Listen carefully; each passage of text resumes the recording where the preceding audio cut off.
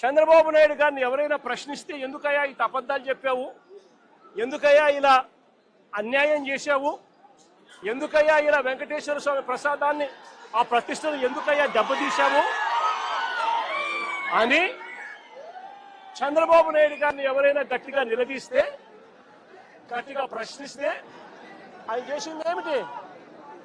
అంబటి రాంబాబన్న మీద దాడి. ఏ రకంగా దాడి చేశారు?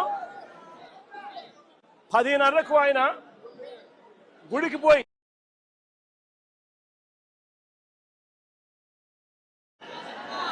గుడిలో పొద్దున్నే చంద్రబాబు నాయుడు గారికి జ్ఞానోదయం రావాలి అని చెప్పి పూజ చేసి గుడిలో నుంచి ఆయన బయటకు వస్తా ఉంటే గుడి నుంచి మళ్ళీ ఆయన ఇంటికి వచ్చే మార్గంలో గుడి నుంచి ఇంటికి వచ్చే మార్గంలో ఏకంగా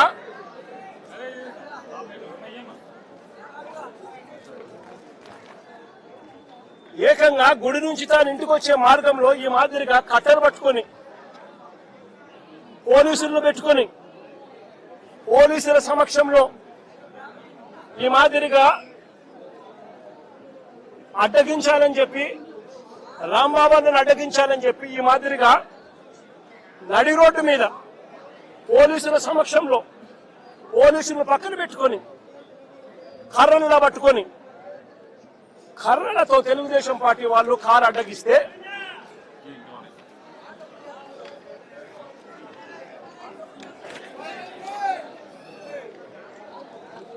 ఈ మాదిరిగా పోలీసులను పెట్టుకొని కర్రలతో ఈ మాదిరిగా కారు అడ్డగిస్తే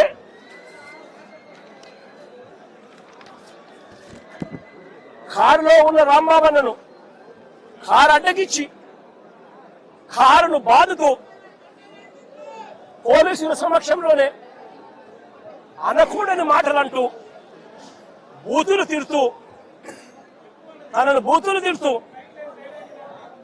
తన కారు మీద దాడి చేస్తే రాంబాబన్న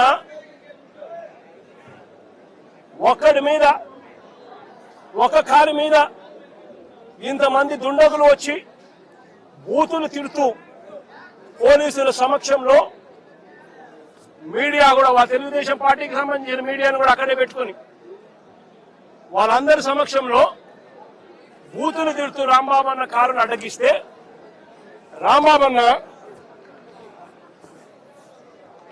వాళ్ళ బూతులు తిట్టినందుకు రెస్పాన్స్ గా రియాక్ట్ అయ్యాడు ఆయన. ఆ రియాక్ట్ అయ్యే దాంట్లో ఆయన నోట్లో నుంచి ఒక్కడే ఉండడం వల్ల ఇంతమంది చుట్టుముట్టి ఆయనను కారును బాదుతా ఉన్నారు. ఒక వైపున ఆయన మీద దాడి జరుగుతా ఉంది, మరో వైపున ఆయన తిడుతా ఉన్నారు. అలాంటి సందర్భంలో ఆయన కూడా నోట్లో నుంచి 2-3 తిట్లేమన్నా తిట్టాడు. ఒక రియాక్షన్ గా జరిగింది. నేను అడుగుతా ఉన్నా ఇదే చంద్రబాబు నాయుడు గారిని, ఇదే పవన్ కళ్యాణ్ గారిని, ఇదే నారా లోకేష్ గారిని అడుగుతా ఉన్నా, మీరు తిట్టే తిట్టులకు ఎటువంటి రియాక్షన్ అవసరం లేదు, మీ మీద ఎటువంటి అటాక్ లేకుండానే మీరు రొటీన్ గానే తిరుగుతా ఉన్నారు. ఈ మాదిరిగా ఇదేమి కొత్తగా జరిగేదేమీ కాదు. మీరు తిరిగితే ఒక రకంగా ఉంటుంది, అంబటి రాంబాబన్న ప్రాణం మీదకి వచ్చినప్పుడు రియాక్షన్ గా ఆయన తిరిగితే మాత్రం ఇంకొక రకంగా దాన్ని చిత్రీకరిస్తా ఉన్నారు. అయినప్పటికీ కూడా రాంబాబన్న ఇంటికి వచ్చి 10:30కు అది జరిగితే 10:30 ప్రాంతంలో అది జరిగితే ఆయన ఇంటికి వచ్చి 12 గంటలకు 1 గంటకు ఆ ప్రాంతంలో ఇంట్లో తాను ప్రెస్ మీట్ కూడా పెట్టి జరిగిన విషయమంతా కూడా వివరించి, ఆయన పెద్ద మనిషి కాబట్టి, సంస్కారం ఉన్న వ్యక్తి కాబట్టి ఆయన నేను తిట్టకుండా ఉండాల్సింది అని కూడా చింతిస్తూ చెప్పాడు. అంటే తన మీద దాడి జరుగుతా ఉన్నా, తనను ఒక వైపున తిరుగుతా ఉన్నా, అప్పుడు భావోద్వేగంలో ఆయన 2 తిట్లు తిట్టినందుకు ఇంటికి వచ్చి బాధపడి ప్రెస్ మీట్ పెట్టి మీడియా సమక్షంలో ఆయన దీనికి వివరణ ఇస్తూ, అయినా నేను తిట్టకుండా ఉండింటే బాగుండేది, నేను చింతిస్తున్నాను అని సంస్కారం కలిగిన వ్యక్తిగా అంబటి రాంబాబు అన్న వివరణ కూడా ఇచ్చాడు. తప్పు చేశాడు, వాళ్ళు చేసిన దానికి, వాళ్ళు తిట్టిన దానికి, వాళ్ళు ఆయన కారు మీద దాడి చేసినప్పుడు జరిగిన భావోద్వేగ పరిణామంలో కూడా ఆయన ఒకవేళ తిట్టింది తప్పి అయితే క్షమాపణ అని చెప్పన్నట్టుగా తాను చింతిస్తూ చెప్పినప్పుడు శాతనైతే తనను చేసిన మంచి పనికి పొగడాలి. కానీ వీళ్ళేం చేశారు, దాన్ని వక్రీకరిస్తూ, దాన్ని ట్విస్ట్ చేస్తూ, ఏకంగా అంబటి రాంబాబును హత్య చేయడానికి,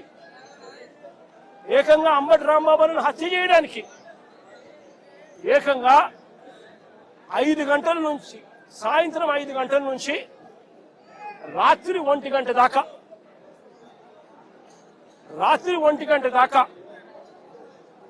సాయంత్రం 5 గంటల నుంచి రాత్రి 1 గంట దాకా సాక్షాత్తు ఈవిడ ఎమ్మెల్యే గల్లా మాధవి ఇక్కడ మనుషులను వేసుకొని వచ్చి ఈవిడ ఆధ్వర్యంలోనే రాంబాబు అన్న ఇంట్లో దాడి, 5 కార్లు ధ్వంసం, అద్దాలు ఇంట్లో ఇరిగిపోయినాయి, సామాన్లు ఇంట్లో ఇరిగిపోయినాయి, పక్కనున్న ఆఫీసులో మొత్తం అన్ని పగలగొట్టేసినారు. ఇంట్లో ఆడవాళ్ళు ఉన్నారు, ఆడవాళ్ళ ప్రాణాలకు నష్టం జరిగే విధంగా తిడుతూ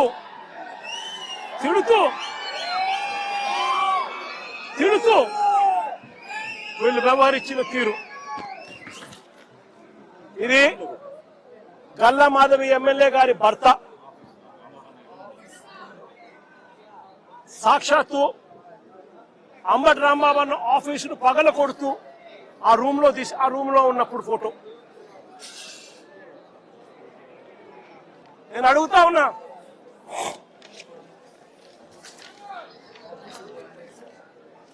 అంబటి రాంబాబు అన్న ఆఫీసును కాలుస్తా ఉన్న ఫోటో,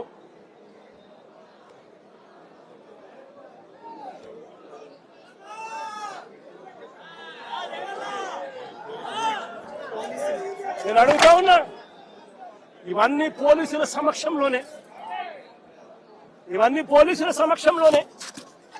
5 గంటల నుంచి ఇవన్నీ జరుగుతూ ఉంటే, 5 గంటల నుంచి రాత్రి 1 గంట దాకా ఇవన్నీ జరుగుతూ ఉంటే పోలీసుల సమక్షంలోనే 5 కార్లు ధ్వంసం చేశారు.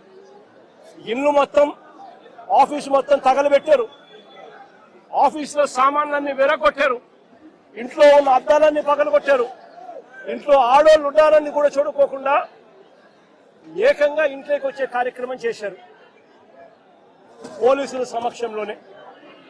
నేను అడుగుతా ఉన్నా, ఇది హత్యాయత్నం కాదా అని అడుగుతా ఉన్నా, ఇది ఆర్సన్ కాదా అని అడుగుతా ఉన్నా. మరి పోలీసులు దగ్గరుండి ఈ కాన్స్పిరసీలో భాగం కాదా అని అడుగుతా ఉన్నాను. ఇదే పోలీసులు బాధ్యత వహించాల్సిన, ఇదే పోలీసులు బాధ్యత తీసుకొని ఉంటే ఈ మాదిరిగా జరిగి ఉండేదే అని అడుగుతా ఉన్నా. ఇక్కడ నుంచి ఎంత దూరంలో ఉందండి డీజీపీ ఆఫీసు? ఇక్కడ నుంచి ఎంత దూరంలో ఉందండి ఎస్పీ ఆఫీసు? ఏకంగా గుంటూరు సిటీలో, గుంటూరు నగరంలో ఎస్పీ ఆఫీసు, ఎస్పీ ఇల్లు ఇక్కడ నుంచి కూతపేట దూరంలో ఉంది. ఎంతమంది డిఎస్పీ లేరు, ఎంతమంది సిఐ లేరు. డీజీపీ ఆఫీస్ ఇక్కడ మంగళగిరిలో ఉంది, ఇక్కడ నుంచి కూతపేట దూరంలో మంగళగిరి, అక్కడ బెటాలియన్ ఉంది. కనీసము ఈ పోలీసులు ఫోన్ చేస్తే కూడా రెస్పాన్స్ లేదు. మా పార్టీ నుంచి బొత్స సత్యనారాయణ ఇలాంటి సీనియర్ నాయకులు, ఇంటెలిజెన్స్ డీజీకి, చీఫ్ సెక్రటరీకి, ఇలాంటి పెద్ద పెద్ద ఎస్పీకి, ఐజీకి, ఇలాంటి అందరి ఆఫీసర్లకు ఫోన్లు కొడితే కనీసం ఫోన్లు కూడా ఎత్తరు. కాన్స్పిరసీలో భాగం కాదా ఇదే అని అడుగుతా ఉన్నాను. 5 గంటల నుంచి, సాయంత్రం 5 గంటల నుంచి 1 గంట దాకా 5 కార్లు పగలు కొడుతున్నారు, ఆఫీసులు తగల పెడతా ఉన్నారు, ఇంట్లో అద్దాలు పగలు కొట్టారు, ఇంట్లో చొచ్చుకొని పోయినారు, ఆఫీసులో సామాన్లన్నీ ఎరగొట్టారు, ఇంట్లో ఆడోళ్ళను